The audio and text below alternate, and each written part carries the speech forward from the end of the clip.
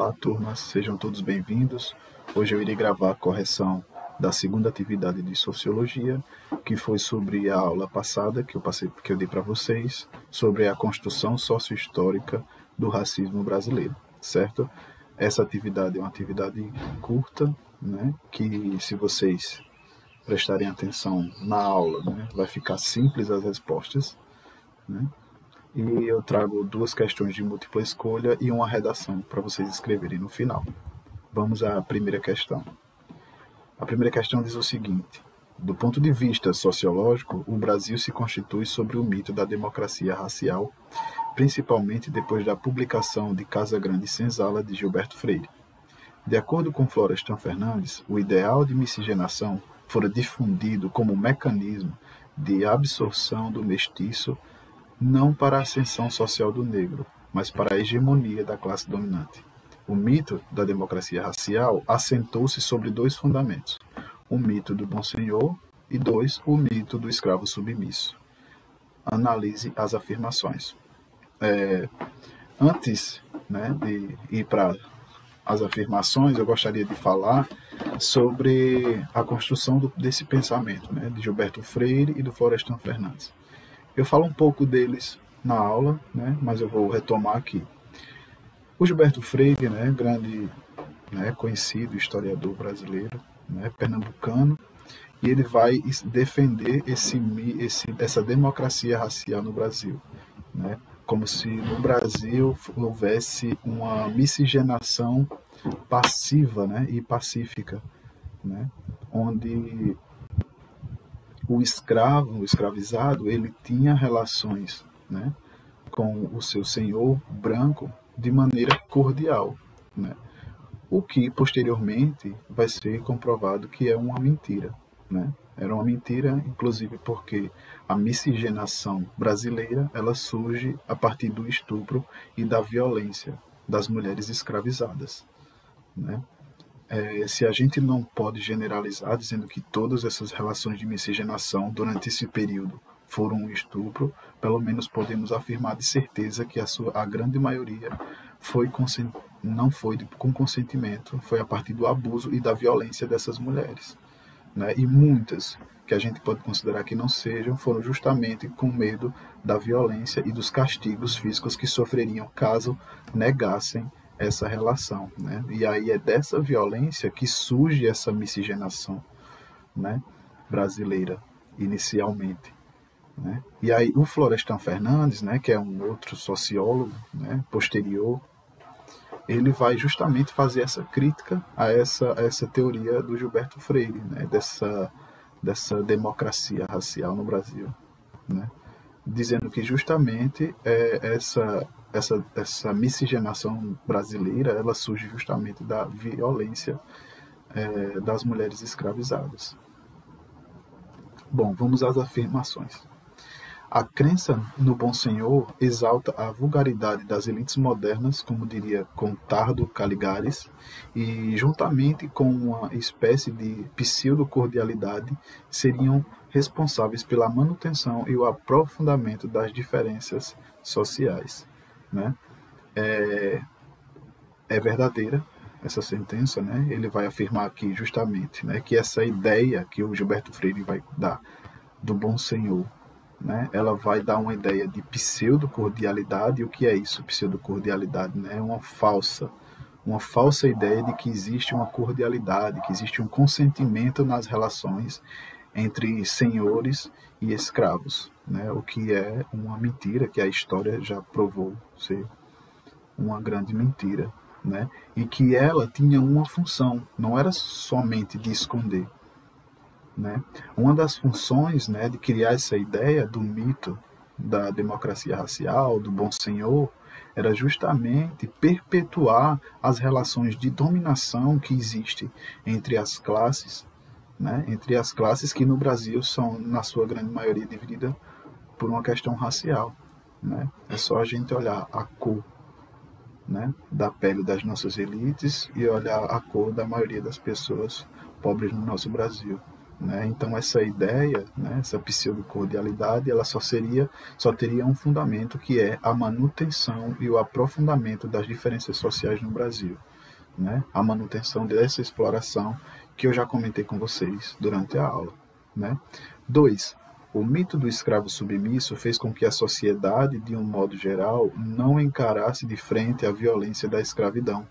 Fez com que os ouvidos se ensurdecessem aos clamores do movimento negro por direitos e justiça, né? Ou seja, mais uma das bases da teoria do Gilberto Freire, né, que servem justamente para a manutenção dessa desigualdade racial e de toda essa violência histórica, né, com séculos de escravidão no Brasil, que serve para a manutenção disso.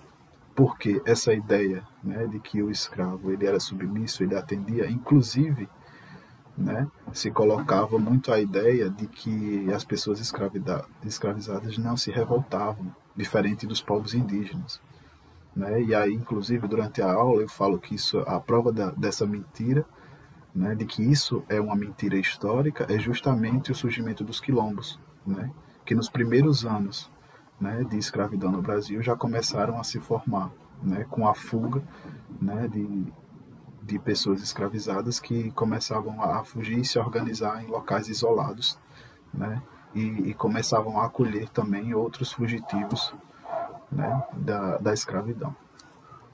Então, essa segunda alternativa, ela também é verdadeira, né? A 3, né, as proposições legislativas sobre a inclusão de negros vão desde o projeto de lei que reserva aos negros um percentual fixo de cargos da administração pública aos que instituem cotas para negros nas universidades públicas e nos meios de comunicação.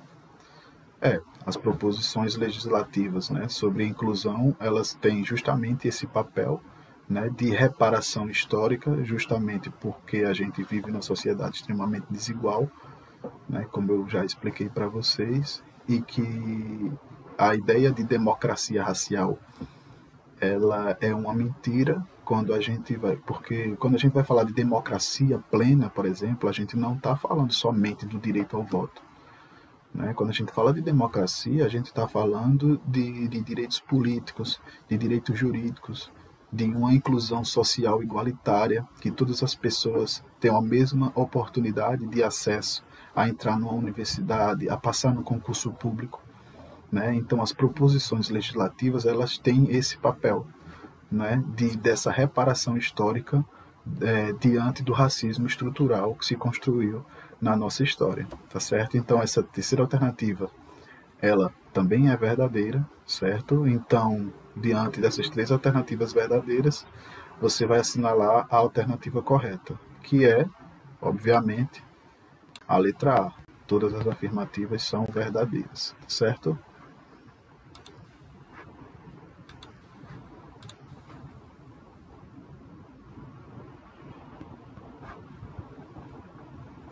Segunda questão. Quando se menciona o trabalho escravo no Brasil, a primeira lembrança é a da escravidão negra. Realmente foi ela a mais marcante, a mais longa e terrível. Mas o trabalho escravo se inicia no Brasil com a escravidão indígena.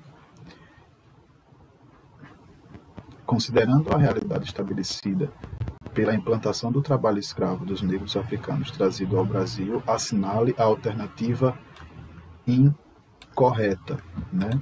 E aí eu já dou uma dica para vocês, para que fiquem sempre atentos a essas questões de vestibular, né? Sempre, e de concurso público também. Preste sempre atenção quando eles colocarem incorreta. Quando eles colocarem incorreta ou correto, vocês vão lá já e destacam essa palavra, para vocês saberem o que vocês estão procurando na questão. Porque muitas vezes a gente lê de maneira rápida, acha que ele quer que a gente marque a alternativa correta, e vem aqui, né, e vai ler a primeira alternativa, né, que vai falar o seguinte: as condições de vida dos escravos africanos eram terríveis, razão pela qual a média de vida útil deles não ultrapassava os 15 anos. Né? É verdadeira essa alternativa, e aí você já marcaria ela aqui diretamente, né, achando que ele quer uma marcação da alternativa correta, porém ele quer que você marque a incorreta, né? E a alternativa incorreta dessa segunda questão aqui é a letra D, né? Que ela vai dizer que o Brasil figura entre os países latino-americanos a declarar por meio de muitas leis e até a promulgação da Lei Áurea a libertação de seus escravos. Essa alternativa é falsa, como eu falei para vocês durante a aula, que o Brasil, além de ter sido o país que mais escravizou pessoas africanas no mundo, ele também foi o último, o último país a libertar a escravidão, acabar com a escravidão a partir da Lei Áurea.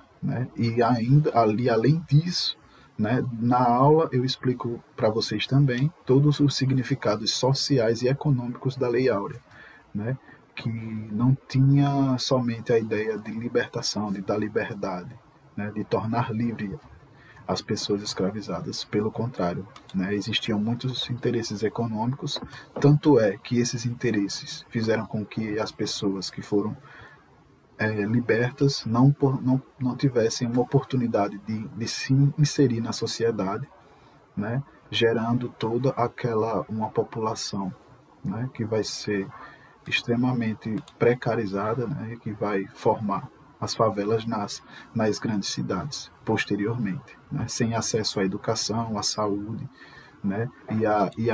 e ao emprego. Tá certo? Então, a resposta da segunda questão é a letra D.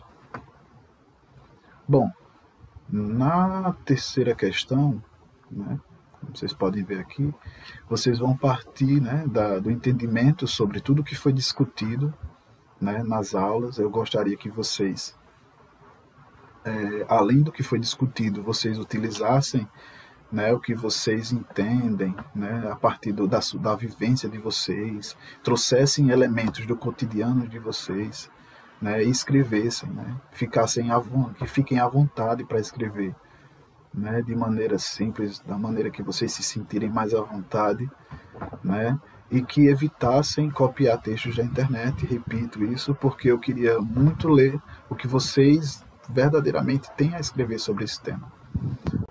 Então, partindo desse entendimento do tema, vocês vão ler os textos acima, eu coloco esses textos aqui em cima para que eles sirvam como base de orientação para a produção desse texto. Não é para copiar diretamente esse texto, tá certo? Vocês vão escrever uma redação com o seguinte tema: os caminhos para combater o racismo no Brasil. Diante da aula, diante das explicações, diante do que foi debatido, diante do que eu mostrei, eu gostaria que vocês escrevessem uma redação, com total liberdade, mas dentro do tema, é óbvio, com os caminhos para combater o racismo no Brasil. Além disso, vocês podem utilizar o PDF que eu deixei disponível no site da escola. Além disso, também deixei um material de apoio, que é um texto, que vai conter informações que vão ajudar vocês a produzir esse texto, tá certo? Gostaria de dizer também que o PDF tem informações que não existem no texto, e que o texto possui informações que não estão presentes nos slides, tá certo? Então, vocês utilizem os dois materiais, tá certo? Então, é isso, pessoal. Até a próxima aula. Um abraço a todos.